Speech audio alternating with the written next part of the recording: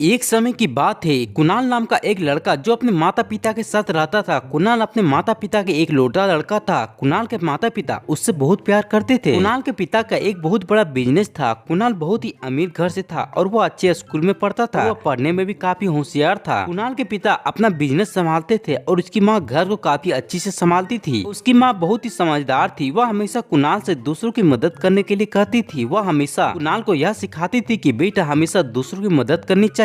कुणाल अपनी माँ की बात गौर से सुनता था। एक दिन कुणाल अपने स्कूल जा रहा था, तभी अचानक उसे रास्ते पे एक बुजुर्ग आदमी दिखाई देता है। वह आदमी बहुत गरीब था, भीख मांग रहा था। उस आदमी को भूखा देख कुणाल को काफी दया आई और उसने अपने बैग से टिफिन निकालकर उस गरीब आदमी को दे दिया और वह अपने स्कूल चला गया। कुणाल बहुत ही समझदार लड़का था। वो अपनी कक्षा में सबसे शांत और होशियार लड़का था। उसकी कक्षा में एक राजू नाम का एक लड़का भी पढ़ता था। राजू भी बहुत गरीब था। राजू की माँ उसी स्कूल में साफ सफाई के काम करती थी। राजू के पिता एक हादसे में चल बसे थे। राजू पढ़ने में बहुत ही होशियार था। उसकी माँ दिन रात मेहनत करके उसे पढ़ाई करती थी। वह राजू को एक बड़ा आदमी बनाना चाहती थी। राजू इतना गरीब था कि वह कभी भी अपने टिफिन नहीं ला पाता था।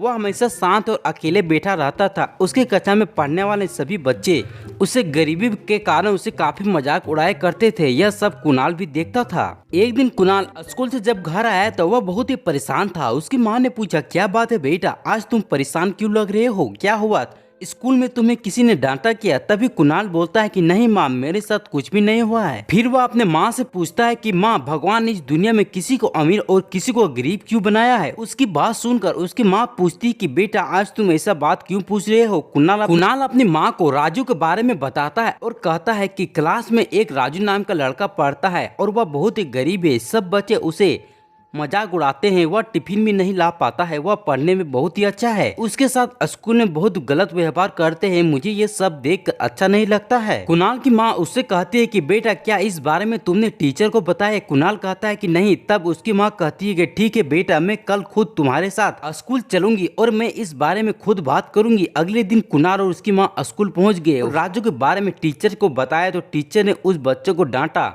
और राजू को परेशान किया करते थे। अब राजू को कोई भी परेशान नहीं करते। स्कूल की छुट्टी होने के बाद कुणाल और उसकी माँ घर चले गए। अगले दिन कुणाल और राजू के लिए टिफिन भी बॉक्स और कुछ किताबें भी ले आया और दोनों अच्छे दोस्त बन गए। एक दिन राजू और उसकी माँ कुणाल के घर गए। राजू और उसकी माँ कुणाल और उसकी माँ को धन्यवाद किया और कहा कि हम आपके यह एहसान कैसे चुका पाएंगे। तब कुणाल के माँ ने कहा कि मुझे राजू से सिर्फ एक वादा चाहिए और कुछ भी नहीं, बस इतना चाहती हूँ कि राजू पढ़ लिख कर एक अच्छा नौकरी करे और दूसरों की मदद करे। तब राजू कुणाल की माँ से बोलता है कि मैं आपका वादा जरूर पूरा करूंगी और पढ़ लिख कर एक अच्छा नौकरी जरूर करूंगा। कुछ साल के बाद राजू को स्कूल की तरफ से स्कॉलरशिप मिलता है और वो आगे की पढ़ाई के लिए दूसरे शहर चला जाता है। उसकी माँ भी उसके साथ चली जाती है।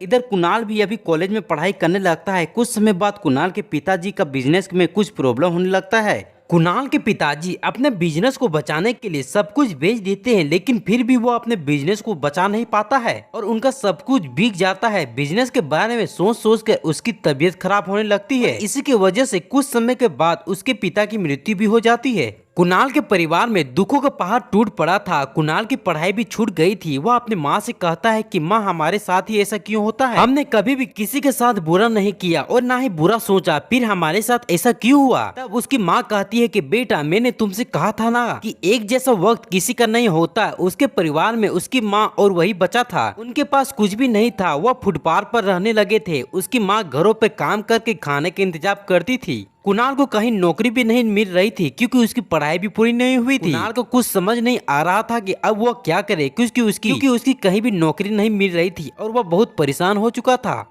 एक दिन कुणाल को एक आदमी मिला और वह उसे फैक्ट्री में ले गया। कुणाल वहां पर मजदूरी करने लगा। एक बार वह काम कर रहा था, तभी वहां पर उस फैक्ट्री का मैनेजर आता है। वह कुणाल को देखकर उसे पहचान लेता है और वह बहुत रोने लगता है कि कुणाल उसके नहीं पहचान पाता। जब कुणाल को गले लगता है तो कुणाल भी उसको पहचान लेता है और दोनों बहुत रोने लगते हैं क्योंकि फैक्ट्री का मैनेजर कोई नहीं बल्कि उसके बचपन का दोस्त राजू होता है। दोनों को एक साथ देख वहाँ खड़े सारे मजदूर दंग रह जाते हैं। वह सोचते हैं कि हमारे साथ मजदूरी करने वाला मैनेजर का दोस्त कैसे हो सकता है। फिर कुणाल अपने साथ हुई सारी घटना राजू को बताता है। राजू कहता है कि आंटी कहाँ है, मुझे उनके पास ले चलो। कुणाल उस जगह ले जाता है जहाँ पर वो अपनी माँ के साथ रहता था। जब उसने राजू को देखा तो वह पहचान नहीं पा रही थी। राजू उसके पैरों में गिर कर रोने लगा और उससे पूछती है कि तुम कौन हो बेटा। कहता है कि मैं राजू हूँ, आज मैंने अपना वादा पूरा कर लिया। ये सब देखकर उसकी माँ भी रोने लगी। राजू कहता है कि आंटी मैंने आपको कहाँ कहाँ नहीं ढूंढा, आपने ही मुझे सिखाया था कि दूसरों की मदद करना, लेकिन आज मैं आपकी मदद करना चाहता हूँ। अब आप मेरे साथ मेरे घर पर रहोगे। लेकिन कुणाल की माँ मना करते हुए कहती है कि नहीं बेटा, तुम ये सब सोचा